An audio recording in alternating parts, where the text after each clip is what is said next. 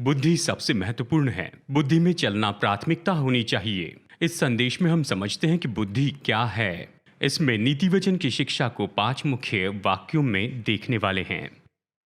तो आज मैं यही करना चाहता हूँ, यानी आज और अगले रविवार को हम थोड़ा समय बिताएंगे और चर्चा करेंगे कि बुद्धि के साथ चलने का महत्व क्या है, इसे देखेंगे। तो इस संदेश का शीर्षक मैं रख रहा हूँ जो आज और अगले हफ्ते हम देखेंगे, वह है बुद्धि में चलना, या बुद्धि के साथ चलना, या बुद्धिमानी से चलना। और हम तो आज सुबह और निश्चय ही अगले रविवार को भी इसका कुछ अध्ययन करेंगे, बुद्धि में चलना। और अवश्य ही, और जो कुछ भी हम चर्चा करने वाले हैं उसमें से ज़्यादातर तो लिया गया है नीति वचन से। और ये तो सच में बहुत ही अद्भुत बात है कि पूरी नीति वचन की किताब का अध्ययन करें, लेकिन हम कोशिश करेंगे कि बस इसका सारांश बताएं और बस मुख्य बातों को हम देखेंगे। इन 31 अध्यायों से लगभग 900 वचनों से हम इसका सारांश देखेंगे इन 2 भागों की श्रृंखला में, जैसे हम चर्चा करते हैं, जैसे बुद्धि पर चर्चा करते हैं या बुद्धि में चलने पर। शुरू करते हैं हम। आइए नीति वचन अध्याय 4 में चलें, वचन 5 से 9। नीति वचन अध्याय 4 वचन 5 से 9। वचन 5, आइए पढ़ते हैं। बुद्धि को प्राप्त कर, समझ को भी प्राप्त कर, उनको भूल न जाना, न मेरी बातों को छोड़ना। बुद्धि को न छोड़, वो तेरी रक्षा करेगी। उससे प्रीति रख, वो तेरा पहरा देगी। बुद्धि श्रेष्ठ है, इसलिए उसकी प्राप्ति के लिए यत्न कर। जो कुछ तू प्राप्त करे उसे प्राप्त तो कर, परंतु समझ की प्राप्ति का यत्न घटने न पाए। उसकी बढ़ाई कर, वो तुझको बढ़ाएगी। जब तू उससे लिपट जाए तब वो तेरी महिमा करेगी। वो तेरे सिर पर शोभायमान मुकुट बांधेगी और तुझे सुंदर मुकुट देगी। देखिए वचन 7, और देखिए यहाँ पर वचन 7 हमें बताता है कि बुद्धि श्रेष्ठ है, यही सबसे मुख्य है। श्रेष्ठ है, इसका मतलब यही तो सबसे मुख्य है, यानी इसे हमें सबसे पहले रखना है। और ये तो सबसे महत्वपूर्ण है, ये सबसे श्रेष्ठ है, सबसे ऊपर है। मैसेज बाइबल ये कहती है सबके ऊपर और सबसे आगे, यानी अपनी सूची में ये सबसे ऊपर रखना। और जानते हैं आप और मैं अपने जीवन में अलग अलग चीज़ों के पीछे चलते हैं, यानी सबसे पहले कॉलेज की डिग्री लेना, और फिर करियर, और फिर सफलता, और ये सारे सपने हैं, ये तो बिल्कुल ठीक है। लेकिन बाइबल कहती है कि बुद्धि सबसे महत्वपूर्ण है, तुम उसके पीछे जाओ। और इन वचनों में दिए हुए निर्देशों को देखिए। यहाँ वचन कहता है, वचन 5 से 9, यहाँ पर इन निर्देश को देखिए। बुद्धि प्राप्त कर, उसे न भूलना, यानी उससे अपेक्षा नहीं छोड़ना, और बुद्धि को बढ़ावा दे, मतलब अपने जीवन में बुद्धि को सबसे ऊंचा स्थान देना है। और ये कहता है बुद्धि को लिपटा रहे, मतलब जिज्ञासा से पकड़े रहना बुद्धि को। और जब हम ऐसा करते हैं तो देखिए इसका परिणाम ये है, बुद्धि के कारण आपके साथ में ये होगा। वचन 6, यह आपकी रक्षा करेगी, बचाएगी, या आपको बचा कर रखेगी। वचन 8 में ये कहता है कि बुद्धि तुझे बढ़ोतरी देगी, ऊंचे स्थानों पर लाएगी। वचन 8 फिर कहता है कि ये तुझे आदर देगी, ये आपको उठाएगी, लोगों के बीच में आपको डिलडॉल देगी। देखिए कई बार हम इन चीज़ों के पीछे जाते हैं, इन्हें चाहते हैं, हमें सफलता चाहिए, हम चाहते हैं उन्नति हो, प्रमोशन मिले। ये कहता है तुम बुद्धि प्राप्त करो और ये सब कुछ आपके जीवन में आपके पीछे आएगी, यानी बुद्धि सबसे महत्वपूर्ण है। ये ऐसी चीज़ है जिसके पीछे हमें सबसे ज़्यादा जाना चाहिए।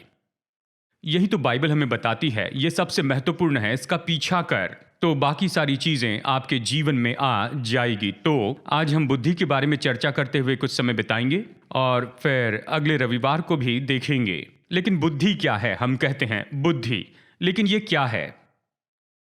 और अगर इसे बहुत ही सरल वाक्य में कहें तो हम इसे इस तरह कह सकते हैं कि बुद्धि तो ज्ञान का उपयोग करने की योग्यता है। जब आप स्कूल में जाते हैं तो आप में ज्ञान ठूसा जाता है 12वीं कक्षा का ज्ञान ले लो, या शायद 4 साल की डिग्री से ले लो जानकारी और ज्ञान, मास्टर्स करके और ज़्यादा जानकारी, यानी ये सारी जानकारी लेते हैं। लेकिन जब आप अपने दफ्तर में जाते हैं तो आपसे क्या अपेक्षा की जाती है कि सुनो, क्या तुम उपयोग कर सकते हो उन सब का, कि कुछ अच्छा कर सको। इन सारी बातों को जानना काफ़ी नहीं, लेकिन क्या आप उसका उपयोग करते हैं, कुछ उपयोगी बना सकते हैं या समस्या को हल कर सकते हैं। यानी बुद्धि यह हमें क्षमता देती है, ये योग्यता है कि ज्ञान का उपयोग करें। किस लिए? यहां पर ये बताता है कि समस्याओं को हल करें, और समस्याओं को हल करने के लिए तनख्वाह मिलती है। आप अपने ज्ञान का उपयोग कर पाते हैं कि किसी खास परिस्थिति में कौन सी क्रिया लेनी चाहिए, ठान ले, ताकि आप सुन सके और देखिए ये सब कुछ हो रहा है, लेकिन इस परिस्थिति में क्या करना सही होगा, उसके लिए बुद्धि चाहिए। यहां तक कि भविष्य में इस परिस्थिति का परिणाम क्या होगा देखना।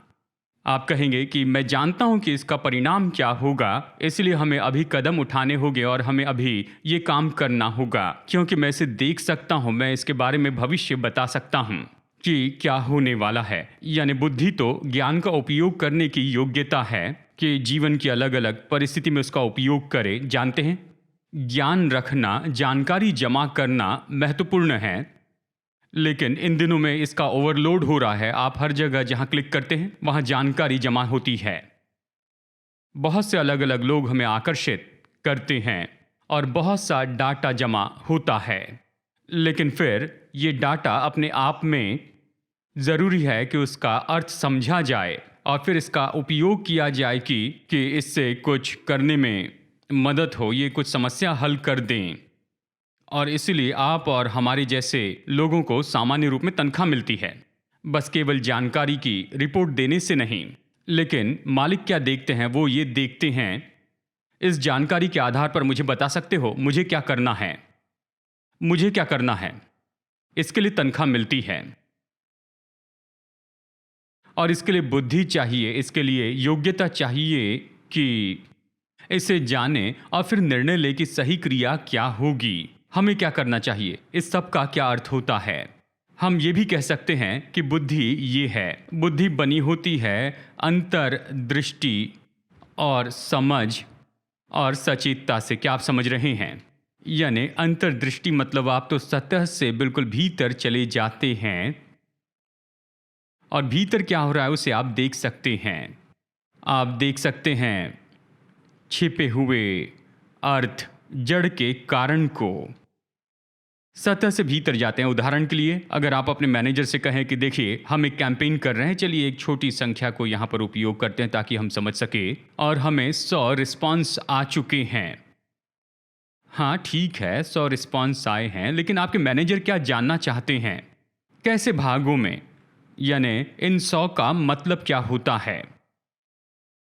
100 हैं तो आप कहेंगे खैर यहाँ पर पीक है, डेमोग्राफिक्स यहाँ पर 20 से 30 के बीच में है और इस एज ग्रुप के 60 लोगों ने उत्तर दिया है, ये तो उपयोगी है। लेकिन आगे बढ़िए, 60 लोगों ने प्रत्युत्तर दिया, वो स्त्री या पुरुष हैं, यानी क्या हम उनके बारे में और भी जानकारी पाए हैं, किस कारण वो जुड़े हैं और उसका और भी अर्थ, यानी हमें क्या करना चाहिए, क्या हमें और गौर करना चाहिए। अलग उम्र के समूह के लोग, यानी आपके मैनेजर केवल इतना जानना नहीं चाहते हैं कि 100 लोगों ने हमारे कैंपेन को उत्तर दिया है, उन्हें और ज़्यादा अर्थ चाहिए, उन्हें अंतर्दृष्टि चाहिए। क्या आप समझ रहे हैं?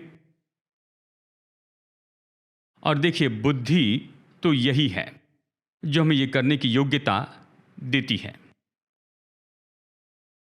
यानी बुद्धि तो बनी है अंतर्दृष्टि और समझ से, आपकी योग्यता कि आप उस परिस्थिति को समझ सके।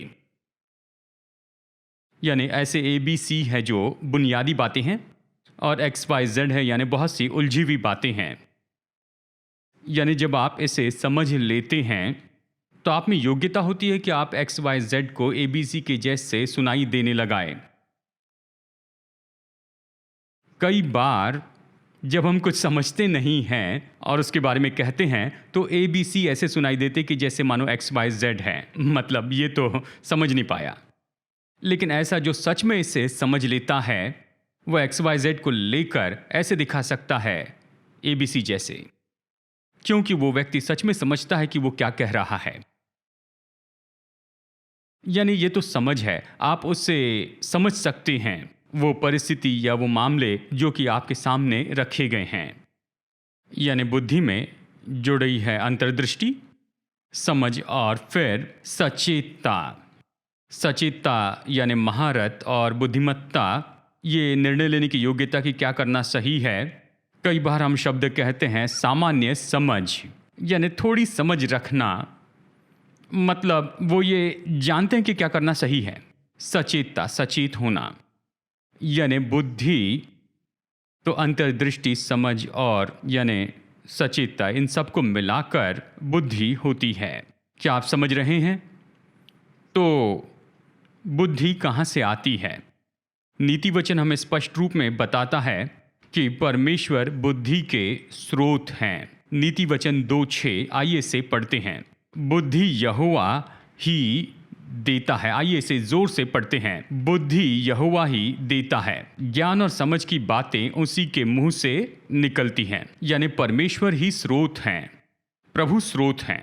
बाइबल हमें बताती है कि यदि किसी में बुद्धि की कमी है तो वो परमेश्वर से मांगे, क्योंकि वो देते हैं। यानी चाहे हमें किसी भी परिस्थिति से निपटना पड़ता है, यानी आप गृहिणी हैं और आपके घर में कोई परिस्थिति है और आपको बच्चों की बातों से निपटना होगा, आपके धन से या आपके दफ्तर में, आपके प्रोफेशन या करियर से, या आपका खुद का व्यापार हो, चाहे जो भी हो, परमेश्वर बुद्धि देते हैं। वही स्रोत है। हमें उसकी ओर देखकर कहना है, प्रभु मुझे इसकी ज़रूरत है। आपने कहा कि बुद्धि सबसे महत्वपूर्ण है, इसे ले लो। प्रभु मैं आपके पास आता हूँ, बुद्धि दीजिए। कैसे इस परिस्थिति से निपटूं, इसे कैसे हल करूँ, यहाँ पर क्या करना सही है। मेरी आंखें खोलिए ताकि मैं सतह की बातों से परे होकर नीचे की चीज़ों को देखूं। मेरी आंखें खोलिए प्रभु, इस परिस्थिति में मुझे अंतर्दृष्टि चाहिए। मैं समझना चाहता हूँ कि क्या हो रहा है। प्रभु मुझे सचेतता दीजिए, क्या करना है बताइए। मुझे जानना है कि मुझे कौन सी क्रिया करनी चाहिए। परमेश्वर ही स्रोत हैं।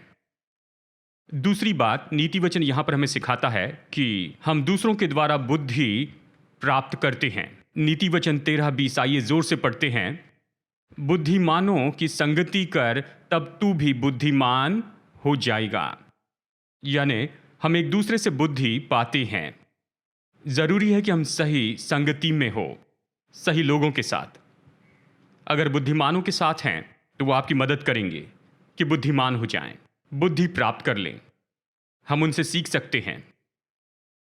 आप बढ़ा सकते हैं अपनी समझ को और योग्यता को कि आप अपनी परिस्थिति को समझ सके। तो दूसरों के द्वारा बुद्धि पाते हैं। और तीसरी बात, हम बुद्धि पाते हैं ट्रेनिंग से, सीखने से, जीवन के अनुभव से हम बुद्धि प्राप्त करते हैं। नीति वचन इनमें से कुछ बातें बताता है, जैसे आप अपने जीवन के अनुभव से सीखते चले जाते हैं।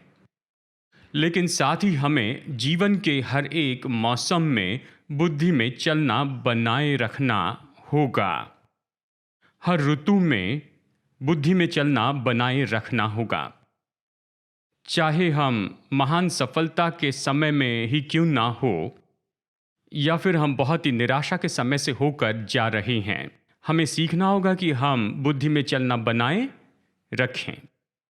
दाऊद के जैसे, वह ऐसे व्यक्ति का उदाहरण है जिसने बुद्धिमानी से काम किया महान सफलता के समय में भी। आप ये कहानी जानते हैं, दाऊद ने गोलियत को मारने के बाद सब लोग उसके लिए उत्सव मनाने लगे। लेकिन दिलचस्प बात यह है, पहला शमूएल 13 में बहुत सी जगह बताया है कि दाऊद ने खुद बुद्धिमानी से व्यवहार किया। उसने इससे अपने सिर पर चढ़ने नहीं दिया। उसने अपने पैर जमीन पर ही बनाए रखें, कहाँ जाए तो। क्या आप समझ रहे हैं?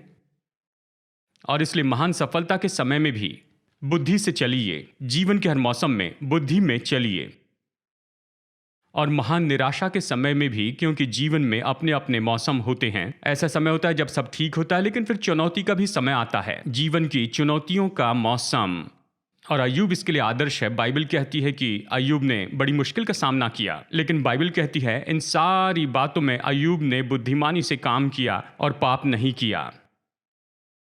लोगों से हम पूछते आपने ऐसे क्यों किया? मैं मुश्किल से जा रहा हूं इसलिए बस ये कर लिया। नहीं, ऐसा ना हो कि अच्छा समय या फिर बुरा समय आपको कुछ मूर्खता के काम करने लगाएं। इसका बहाना मत बनाइए। नहीं, आप बुद्धि में चलने को हमेशा बनाए रखिए। आमेन। ये आमेन कहने के लिए अच्छी जगह है। ठीक है, तो आज हम यहाँ क्या करने वाले हैं कि हम सारांश लेना चाहेंगे इस नीति वचन की पुस्तक का। ये तो बड़ी किताब है, जैसे पिछली बार मैंने बताया कि 31 अध्याय और फिर 900 से भी ज़्यादा वचन हैं। इतने वचन हैं, अगर आप इसका सारांश निकालना चाहते हैं कुछ सारांश के वाक्यों के लिए, तो चलिए नीति वचन 1 की शुरुआत से पढ़ते हैं। पहले 4 वचन पढ़ते हैं अध्याय 1 से। तो आइए आप इसे निकाल लीजिए, नीति वचन अध्याय 1 और पहले 4 वचन पढ़ते हैं। और आइए यहाँ पर समझते हैं कि ये किताब हमें क्यों दी गई है। क्या आप तैयार हैं? दाऊद के पुत्र इस्राएल के राजा सुलेमान के नीति वचन, इस्राएल के राजा के, इनके द्वारा पढ़ने वाला बुद्धि और शिक्षा प्राप्त करें और समझ की बातें समझें और काम करने में प्रवीणता और धर्म और न्याय और निष्पक्षता की शिक्षा पाए, कि भोलों को चतुराई और जवानों को ज्ञान और विवेक मिले। यानी ये तो किताब का परिचय है। ये किताब क्यों लिखी गई है? सुलेमान स्पष्ट कहता है, ये किताब लिखी गई है कि तुम्हें ये बुद्धि दे, कि जवानों को बुद्धि और शिक्षा और समझ दे। यानी नीति वचन की किताब लिखी गई है कि हमारे जीवन में बुद्धि लाए, यानी परमेश्वर की बुद्धि जो प्रभु के पास आता उनके लिए। तो फिर मैं ये सोचने लगा कि ये सच में अच्छा होगा कि हम नीति वचन की किताब का अध्ययन करें, लेकिन इसका मतलब है 31 अध्याय, जानते हैं 915 वचन, और इसके लिए काफ़ी समय लगेगा। तो कैसे हम इस किताब से कुछ प्राप्त कर सकते हैं? और इस तरह से देखें जिसे आप अपनी उंगलियों के ऊपर इसे देख सकते हैं। तो मैं आपको 5 वाक्यों में बताऊंगा, सारांश के 5 वाक्य। सच में ये आपकी उंगली पर उपलब्ध होंगे, लेकिन मैं ये नहीं कह रहा कि बस ये इतना ही है। नहीं, आप नीति वचन की किताब पढ़िए तो इसे ज़रूर पढ़िए, इससे सीखिए। लेकिन मैं सोचता हूँ कि अगर हम सारांश के इन 5 वाक्यों को याद रखें तो ये हमारी मदद करेगा कि हम इसका सार जान लें नीति वचन की किताब का। शायद आप अलग 5 वाक्य लेकर आए और ये तो पूरी तरह से ठीक है, और निश्चय आप इसमें कुछ जोड़ना चाहे और ये भी ठीक रहेगा। लेकिन मैं सोचता हूँ कि इन 5 वाक्यों में हम इसके सारांश को समझ सकते हैं। नीति वचन की किताब के ये 5 ऐसे वाक्य जिसके बारे में हम मनन करेंगे। नंबर 1, हमेशा और हर बात में प्रभु का आदर करे। नंबर 2, हमेशा सुनने वाले हो, हमेशा सीखते जाए। तीसरा वाक्य, जो आपका नहीं है उसे न ले। नंबर 4, जो दिया जाना चाहिए उसे न रखें। नंबर 5, हमेशा और हर बात में नम्रता में चले। तो मैंने ये महसूस किया, यदि आप नीति वचन के सारे वचनों को देखते चले जाएं, वो इनमें से एक में फिट होते हैं। यानी ये जो 5 वाक्य हैं, इनमें इसका पूरा सार है जो नीति वचन हमें बताने की कोशिश कर रहा है। चलिए हर एक का विवरण देखते हैं। नंबर 1, हमेशा और हर बात में प्रभु का आदर करें। चलिए इसे जैसे हम आगे देख रहे हैं, मैं 1 या 2 वचन बताऊं, लेकिन निश्चय ही बहुत से ऐसे वचन हैं। लेकिन हम इन वचनों को अच्छे से जानते हैं। नीति वचन 3-5 आइए इसे जोर से पढ़ते हैं। तो अपनी समझ का सहारा न लेना, वरन संपूर्ण मन से यहोवा पर भरोसा रखना, उसी को स्मरण करके सब काम करना, तब वो तेरे लिए सीधा मार्ग निकालेगा। यानी आपके सारे मार्गों में आप जो भी करते हैं, प्रभु को पहचाने, उसका आदर करें। यानी हमेशा और हर बात में प्रभु का आदर करें। अब हम इस वचन को जानते हैं कि यहोवा का भय मानना तो बुद्धि का उगम है। यहोवा का भय, भय का मतलब है ये ऐसा डर नहीं जहां कि परमेश्वर मेरे विरुद्ध में आएंगे, जैसे बिजली और गर्जना के साथ, ये ऐसा नहीं, लेकिन ये ऐसा है, यानी पवित्र आदर और सम्मान। ये कहता है प्रभु को जो सही लगता है और उसे प्रसन्न करता है, मैं वही करूंगा। जो प्रभु को अच्छा लगता है और उसे प्रसन्न करता है, वही करूंगा। ये प्रभु का भय है। यानी हमेशा हर बात में आप प्रभु का आदर करें।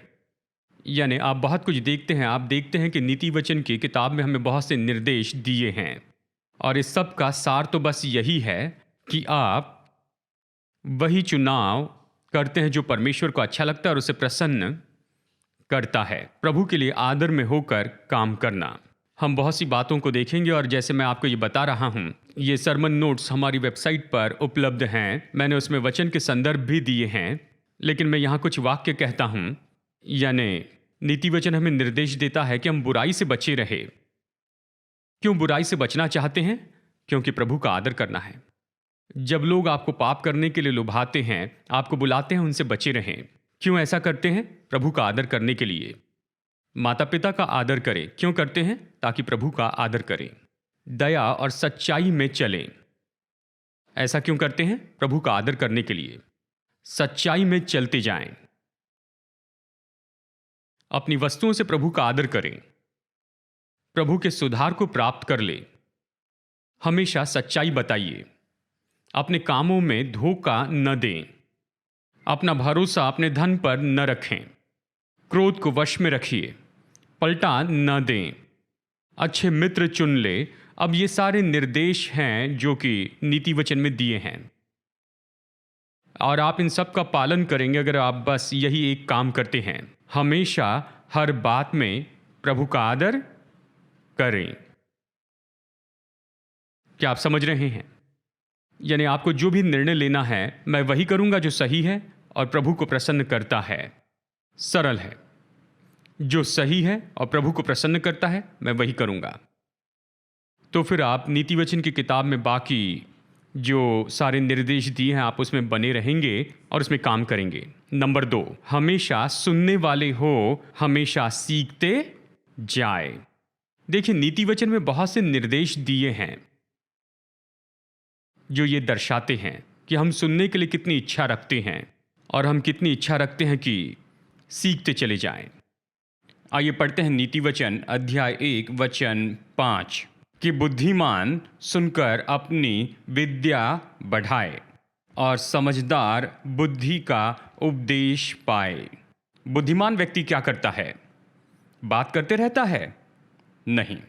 बुद्धिमान व्यक्ति तो सुनेगा और वो विद्या बढ़ाएगा।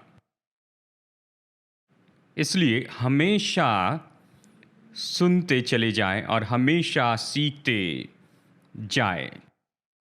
इससे कोई फर्क नहीं पड़ता यदि आपके पास में बहुत ज़्यादा अनुभव है या आपने बहुत पढ़ाई की है, जो भी हो, लेकिन अभी भी आप इस मोड में हैं और आप इस तरह से डटे हैं कि मैं सुनूंगा और सीखूंगा। नीति वचन में बहुत से निर्देश हैं जो इस भाग में आते हैं। कहता है, निर्देश प्राप्त करो और सलाह को सुन लो। बच्चों, अपने माता पिता की सुनो। माता पिता कहें आमेन। सचेतता रखें, दूरदृष्टि रखें, शब्दों पर नियंत्रण रखें, जीभ को ट्रेन करें। ये सारे निर्देश तो बस केवल यही है। अगर आप हमेशा सुनने के लिए तैयार हैं तो आप सीखने के लिए तैयार हैं, और आप बहुत कम शब्द बोलने वाले होंगे। हमेशा दूसरे जो कहते हैं उसे सुनेंगे। तो हमें सुनना होगा खुले मन से, दूसरे लोगों का पहले ही न्याय किए बिना। अवश्य ही हम क्या सुनते हैं उसके लिए सावधान रहना, क्योंकि कचरा नहीं डालना है। लेकिन विचार यह है कि आप समझने के लिए सुन रहे हैं, आप सीखने के लिए सुन रहे हैं, और आप बुद्धि प्राप्त करने के लिए सीखते जा रहे हैं। हमेशा सीखते जाइए, हमेशा सुनते जाइए और हमेशा सीखें। कई बार हो सकता है कि कोई आपसे छोटा हो या फिर आपसे जूनियर हो, और तुरंत ही आप सोचते हैं कि मैं उस व्यक्ति से ज़्यादा जानता हूँ, वो मुझे बताने वाला कौन है। सुनिए, ये बुद्धि है कि सुने और सीखें। हो सकता है कि ऐसा कुछ है जिसे वो व्यक्ति देख रहे हैं लेकिन आप नहीं देख रहे हैं, और आप उस व्यक्ति से सीख सकते हैं। आमेन। तो सुनिए, इसमें कुछ गलत नहीं, उससे आप कुछ नहीं खोएंगे।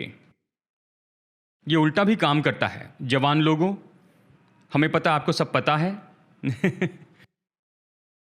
आप वहां रहे से कर चुके हैं।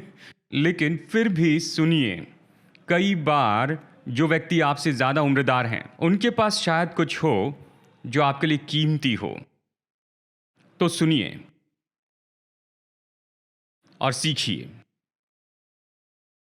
लोग कहते हैं, मेरे पिताजी नहीं समझ पाते, वो उसमें से नहीं गए ना।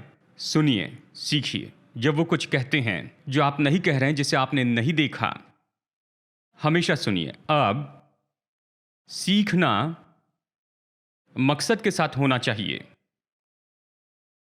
कई बार सीखना अकस्मात हो सकता है, चलते चलते ठोकर लगी और आपको घुटने में चोट लगी। अगली बार ऐसे नहीं करूंगा, ठीक है, इससे सीखते हैं, लेकिन मकसद के साथ में सीखिए।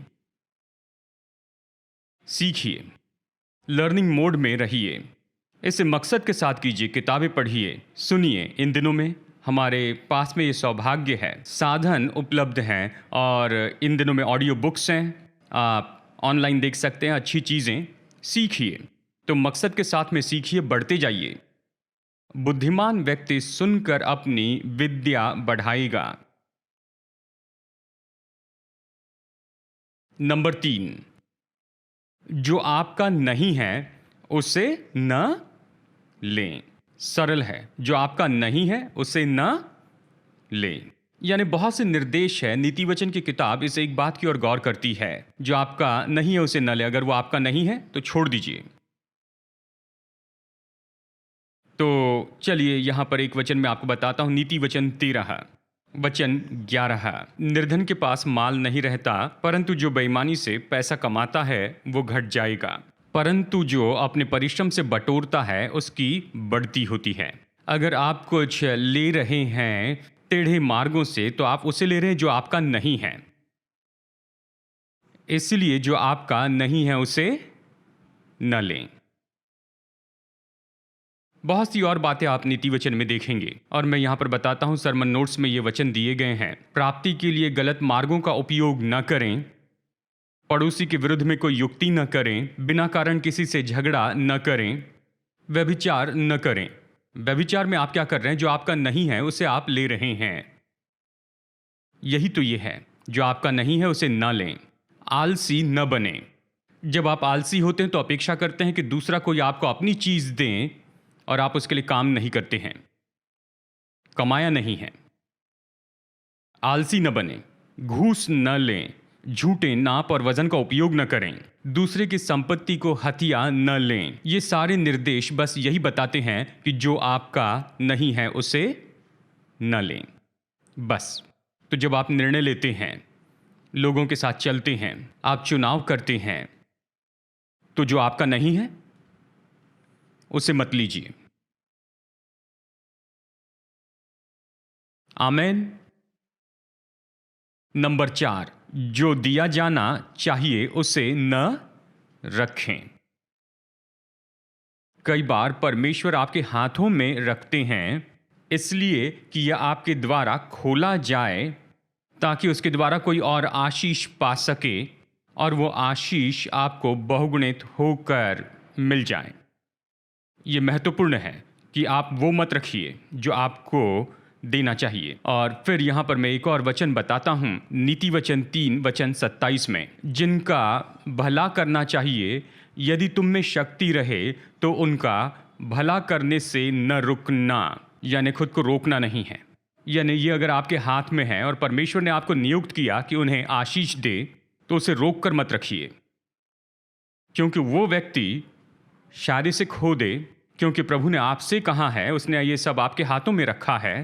अब आप और मैं परमेश्वर नहीं हैं, हम सबकी ज़रूरत पूरी नहीं कर सकते, केवल प्रभु कर सकते हैं। लेकिन कुछ ऐसे लोग हो सकते हैं जो प्रभु ने रखें कि आप उन्हें देते जाएं। तो जब आप देते हैं तो नीति वचन कहता है, जो सींचता है उसे भी सींचा जाएगा। जब आप इसे देंगे तो ये सच में आपको आशीष देगा। तो आप उसे न रखें जो आपको देना चाहिए। नीति वचन में बहुत से निर्देश है, जिन्हें ज़रूरत है उन्हें दें। उनकी मदद कर सकते हैं तो उन पर दया कीजिए, उदारता से दीजिए, अच्छे भले और परिपूर्णता के शब्द बोले। देखिए, शब्द ऐसे हैं जो आप दे सकते हैं, क्योंकि शब्द चंगाई दे सकते हैं, शब्द आशीष दे सकते हैं, शब्द प्रोत्साहित कर सकते हैं। इन शब्दों को रोक कर मत रखिए, जबकि आप इन्हें खोलकर किसी और को आशीष दे सकते हैं। सुधार और अनुशासन लाइए, आप भलाई करते जाइए। जब आप सुधार लाते हैं, अनुशासन लाते हैं, उसे मत रोकिए। ज्ञान बांटते जाइए, बोलिए। जो सामर्थहीन है, जो बोल नहीं पाते, उनके लिए बोलिए। ये सब कुछ निर्देश दिए गए हैं और ये एक ही बात की ओर दर्शाते हैं कि जो देना चाहिए उसे न रखें। आमीन। हो सकता है कि आपको अपने पड़ोसी को प्रोत्साहित करना पड़े कि उसे दे दें या उन्हें जगाएं। जो देना चाहिए उसे रोक कर मत रखिए। और आखिरी है, हमेशा और हर बात में नम्रता में चले। हमेशा और हर बात में नम्रता में चलें। देखिए, नम्रता तो बस यही कहना है कि मैं तो आधारित हूँ। मैं आधारित हूँ परमेश्वर पर, मैं आधारित हूँ दूसरे लोगों पर, और इसी के कारण मैं दूसरे व्यक्ति को आगे जाने देता हूँ। ये नम्रता है। मैं पहचानता हूँ कि मैं परमेश्वर पर आधारित हूँ। मैं पहचानता हूँ मुझे लोगों की ज़रूरत है, मैं उन पर आधारित हूँ, और इसलिए मैं चाहता हूँ कि दूसरा व्यक्ति पहले आगे बढ़े। ये नम्रता है, और नम्रता ही चाबी है। आइए देखते हैं नीति वचन 11 वचन 2 में, जब अभिमान होता है तब अपमान भी होता है, परंतु नम्र लोगों में बुद्धि होती है। जब आप नम्रता में चलते हैं तो बुद्धि आपकी मित्र हो जाती है। जब आप परमेश्वर के सामने और लोगों के सामने नम्रता में चलते हैं तो बुद्धि आपके जीवन पर छा जाती है। लेकिन जब हम घमंड में चलते हैं तो बुद्धि दूर चली जाती है। ये इसलिए क्योंकि स्वयं परमेश्वर आपसे दूर होते हैं। अगर आप नम्रता में चलेंगे तो बुद्धि आप पर छा जाएगी। यानी नीति वचन में बहुत से निर्देश हैं, और कई बार कई जगह पर हम ये देखते हैं। नीति वचन कहता है घमंड का इनकार करें, नम्रता का चुनाव कर लें, सुधार को ले ले, फटकार को स्वीकार कर ले, भक्तिपूर्ण सलाह को खोजें और उसे ले ले। इसके लिए नम्रता की ज़रूरत है कि दोष स्वीकार करे। इसके लिए नम्रता चाहिए। सलाह मांगने के लिए नम्रता चाहिए। लेकिन तभी बुद्धि हमारे जीवन पर आती है और हम नम्रता में चलते हैं। तो चलिए अपने 5 सारांश के वाक्य देखते हैं। तो आइए इसे एक साथ कहते हैं। नंबर 1, हमेशा और हर बात में प्रभु का आदर करें। नंबर 2, हमेशा सुनने वाले हो और हमेशा सीखते जाएं। नंबर 3, जो आपका नहीं है उसे न लें। नंबर 4, जो दिया जाना चाहिए उसे न रखें। नंबर 5, हमेशा और हर बात में नम्रता में चलें। हाँ, नीति वचन की किताब समझ गए, अपनी उंगलियों के जैसे।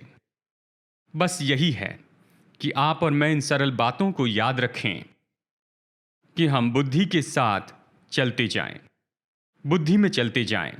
और अगले रविवार हम यहाँ पर देखने वाले हैं कि कौन से परिणाम हमें मिलते हैं बुद्धि से। यह हमें प्रोत्साहित करेगा कि पहले हम परमेश्वर को बुद्धि के लिए खोजते जाएं, और हम सारे निर्णय जो लेते हैं, जो चुनाव करते हैं, आप कहेंगे प्रभु आपने कहा है कि बुद्धि ही सबसे बड़ा सिद्धांत है।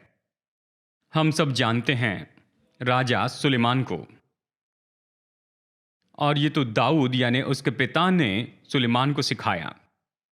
नीति वचन 4 से जो वचन हमने पढ़े हैं, यहां पर सुलेमान ने कहा, मेरे पिता ने मुझसे कहा, पुत्र, बुद्धि सबसे महत्वपूर्ण है, इसलिए जो कुछ प्राप्त करता है उसमें बुद्धि प्राप्त कर। मेरे पिता ने मुझे सिखाया। और फिर आप ये कहानी जानते हैं कि बाद में जब सुलेमान राजा बना तो प्रभु ने उसे स्वप्न में दर्शन देकर कहा, सुलेमान तुझे क्या चाहिए? तुझे बड़े राज्य चाहिए या युद्ध में विजय चाहिए? तुझे क्या चाहिए? और सुलेमान ने कहा, प्रभु मुझे बुद्धि दे। कैसे? सुलेमान ने यह जाना कि उसे मांगना होगा बुद्धि, क्योंकि पिता ने उससे कहा था, पुत्र, बुद्धि तो सबसे महत्वपूर्ण बात है, तो जो कुछ भी पाता उसमें बुद्धि प्राप्त करना। तो उसने कहा, प्रभु मुझे बुद्धि देना। परमेश्वर इससे प्रसन्न हुए, कहा, सुलेमान मैं तुझे बुद्धि दूंगा और बाकी सब दूंगा, तेरा राज्य महिमामय होगा। आप और मैं हमारी जीवन की परिस्थितियों में हम अलग अलग बातों से होकर जाते हैं। यहाँ पर आज सुबह कुछ लोग बैठे हैं, शायद आप कॉलेज में हो, आप सोच रहे होंगे कि मैं आगे क्या करूं। शायद आप ग्रेजुएट हुए हैं और अपने करियर के बिल्कुल शुरुआत के स्तर में हैं। चाहे कुछ भी हो, हम सब जीवन के अलग अलग स्तर में हैं। हमें जीवन की हर तरह की परिस्थितियों से निपटना पड़ रहा है। पहली बात, परमेश्वर मुझे बुद्धि दीजिए, क्योंकि आपने कहा बुद्धि सबसे महत्वपूर्ण है, ये सबसे जरूरी है। प्रभु मुझे बुद्धि दीजिए, मुझे दिखाइए, मुझे अंतर्दृष्टि दीजिए, समझ दीजिए, सचेतता दीजिए। जब आप और मैं बुद्धि में चलेंगे और बुद्धि में चलने को बनाए रखेंगे, प्रभु कहते हैं बुद्धि आपको उन्नति देगी, यह आपको बढ़ाएगी, यह आपको देगी महिमा, आदर, जो भी आपको चाहिए आएगा। आप बस बुद्धि में चलना बनाए रखिए, वो आएंगे। आमेन। तो आइए यहाँ पर कुछ समय के लिए हम प्रार्थना करेंगे। मैं कहूँगा कि बुद्धि के लिए प्रार्थना कीजिए। जिस किसी परिस्थिति से जा रहे हैं, प्रार्थना कीजिए, प्रभु मेरे जीवन में मुझे बुद्धि चाहिए इसके लिए। और साथ ही मैं भी हमारे जीवन के लिए प्रार्थना करूँगा। प्रभु पर विश्वास करेंगे चंगाई, चमत्कार और छुटकारे के लिए। हमारे परमेश्वर बड़े परमेश्वर, सामर्थी प्रभु हैं। आमेन। कोई भी बात असंभव नहीं है हमारे प्रभु के लिए। शायद हो सकता है आप कुछ परिस्थितियों में से होकर जा रहे हैं, कहते हैं प्रभु मैं चाहता हूं आप हस्तक्षेप कीजिए, मैं चाहता हूं कि आप परिस्थितियों को बदल दीजिए। शायद किसी चीज़ का सामना कर रहे हैं, आप लड़ रहे हैं और आप कहते हैं मैं चाहता हूं मेरे प्रभु मुझे बचाने के लिए आए। तो जैसे हम प्रार्थना करेंगे तो आप विश्वास कीजिए प्रभु पर चंगाई के लिए, छुटकारे के लिए, आपके जीवन में हस्तक्षेप और चमत्कारों के लिए। अगर यीशु यहाँ पर होते तो आपके लिए इसे करते, तो वो आपके लिए चमत्कार करते, वो चंगाई देते, छुटकारा देते। आज वो यहाँ अपने चर्च में हैं, उसके लोगों में, और वो आपकी ज़रूरतों को पूरा करेंगे, अवश्य पूरी करेंगे। और हम निश्चय ही यहाँ कुछ समय के लिए हम प्रभु के उपस्थिति में प्रार्थना करेंगे। जैसे हम प्रार्थना करेंगे, मैं आपको प्रोत्साहित करता हूँ अपने जीवन में बुद्धि के लिए प्रार्थना कीजिए। आप जिन परिस्थितियों का सामना कर रहे हैं, कहिए प्रभु जी आप मुझे बुद्धि दीजिए और समझ दीजिए। उसके बाद में हम चंगाई और छुटकारे के लिए प्रार्थना करेंगे, चमत्कार और छुटकारे के लिए प्रार्थना करेंगे कि परमेश्वर आप लोगों की जीवन की ज़रूरतें पूरी करें। और मैं अपेक्षा करता हूं कि परमेश्वर इसे करते जाए। यीशु की ओर आप देखते जाइए। जैसे कि बाइबल कहती है कि वो एक से हैं, कल, आज और हमेशा के लिए। वो कभी बदले नहीं हैं, वो अभी भी चमत्कार करने वाले हैं, वो अभी भी हमें छुड़ाने वाले हैं, वो अभी भी हमें चंगाई देने वाले हैं। या आपके लिए और मेरे लिए तो वो अवश्य ही करेंगे। आपके जैसा कोई नहीं है प्रभु जी। हम आपकी स्तुति करते हैं, आराधना करते हैं। और जैसे कि अभी इस समय हम यहाँ पर हैं, मैं प्रार्थना करता हूँ पिता कि आपकी बुद्धि हम में से हर एक के जीवन पर आए और हमारे जीवन की परिस्थितियों में आए। आपके वचन के द्वारा, आपकी पवित्र आत्मा के द्वारा प्रभु जी हम में से हर एक के अंदर बुद्धि उंडेलिए, बुद्धि उंडेलिए, ताकि हम जानें कि क्या करना है, कि हम बिल्कुल सही चुनाव करने वाले हो, जिससे आपको आदर मिले, जो आपको प्रसन्न करे और आपको महिमा दे।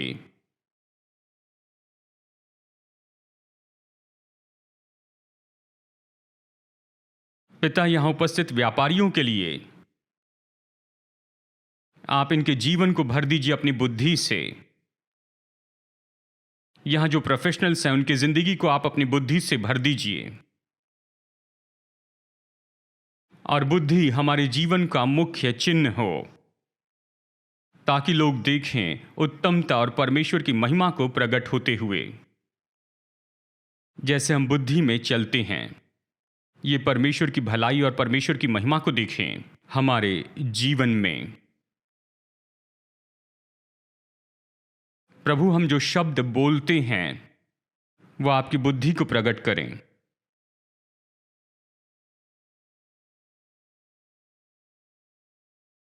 धन्यवाद पिता।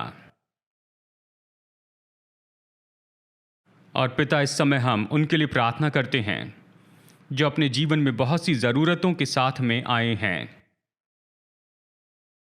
जिन्हें अपने शरीर में चंगाई चाहिए, जिन्हें छुटकारा चाहिए, उनकी परिस्थितियों में, उनकी विपत्तियों में, या इनके मन पर या शरीर पर जो भी दबाव बना है, प्रभु आप हमारी चंगाई दाता हैं, आप हमें छुड़ाने वाले हैं, आप चमत्कार करने वाले हैं। आप अभी भी वैसे ही हैं, आप अभी भी वही हैं, आप बदले नहीं हैं। इसलिए पिता, मैं प्रार्थना करता हूं यीशु के नाम में कि आप चमत्कार कीजिए अपने लोगों के लिए इसी समय। प्रभु, अभी अपने लोगों के लिए चमत्कार कीजिए। मैं अधिकार लेता हूं शत्रु के हर एक कामों पर, हर एक बंधन पर, मन के सारे सताव पर।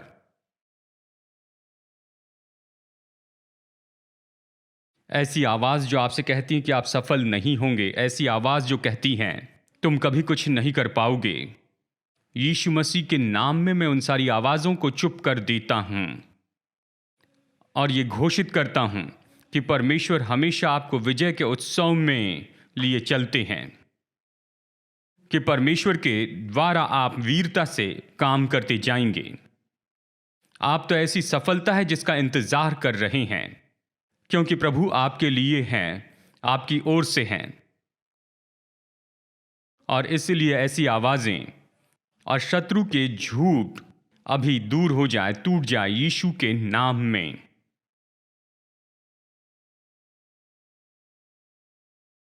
पिता, हम प्रार्थना करते हैं प्रभु जी, आप प्रमोशन दीजिए, उन्नति और ऐसे ऊपर उठाया जाना जो प्रभु से आता है आपके लोगों के लिए खोला जाए। प्रमोशन और उठाया जाना, परमेश्वर का सामर्थी हाथ आपको ऊंचा उठाए, अपने लोगों के जीवन में इसे खोलिए।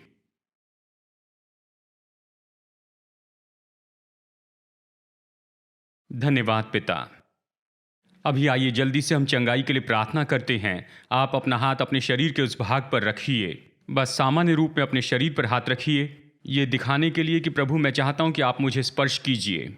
जैसे प्रार्थना की जा रही है, मैं चाहता हूं कि आप मुझे, मेरे शरीर को छू लीजिए प्रभु। ये तो बस आपके विश्वास का काम है। पिता, मैं सब लोगों की चंगाई के लिए प्रार्थना करता हूं प्रभु यीशु मसीह के नाम में। मैं आज्ञा देता हूं हर कमजोरी को, बीमारी और रोगों को कि इनके शरीर को छोड़ दे। पुरानी बीमारी को मैं जाने की आज्ञा देता हूं, अर्थराइटिस को अभी जाने की आज्ञा देता हूं।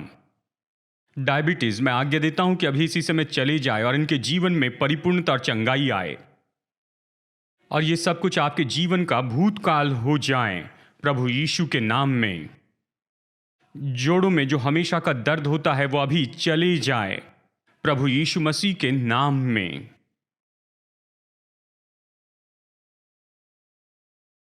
धन्यवाद करते हैं प्रभु, धन्यवाद।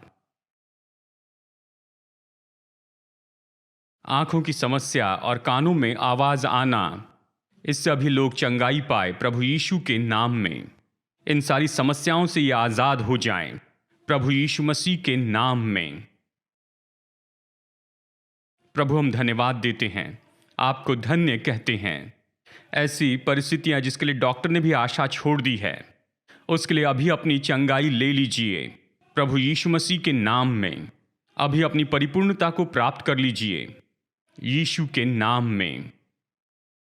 स्वर्गीय पिता, हम धन्यवाद देते हैं आपकी भलाई के लिए। आइए कुछ पलों के लिए उसे धन्यवाद दीजिए, उसे धन्यवाद दीजिए। पिता धन्यवाद इस जगह आपकी भलाई के लिए, इस जगह आपकी भलाई के लिए। पिता, मैं आपके लोगों पर घोषित करता हूं कि हम तो आशीषित हैं, हम विजयी हैं, हमने सामर्थ पाई है, हम तैयार हैं कि हम बाहर जाएं और अपने संसार में बदलाव लाएं। इस पूरे हफ्ते के दौरान प्रभु मदद कीजिए कि हम कम से कम एक व्यक्ति से बातें करें, उन्हें यीशु के बारे में बताएं, एक व्यक्ति को बताएं। इस हफ्ते में एक व्यक्ति को यीशु के बारे में बताएं। अपनी महिमा के लिए हमारा उपयोग कीजिए। धन्यवाद प्रभु। अब हमारे प्रभु यीशु मसीह का अनुग्रह और पिता परमेश्वर का प्रेम और पवित्र आत्मा की मधुर संगति, उसके पवित्र आत्मा की संगति हम सब के साथ हमेशा होती रहे, यीशु के नाम में, आमेन। संदेश सुनने के लिए धन्यवाद। हम विश्वास करते हैं कि यह संदेश आपके लिए आशीष रहा। अधिक मुफ्त के स्रोत पाने के लिए, जिनमें संदेश, sermon notes, TV programmes, publications के लिए लॉग कीजिए apcwo.org पर। बेंगलुरु के एपीसी बाइबल कॉलेज की जानकारी पाने के लिए कृपया विजिट करें apcwo.org/बाइबल कॉलेज पर। याद रखिए, All People's Church Bangalore app को डाउनलोड कीजिए, ऐप या गूगल प्ले स्टोर से।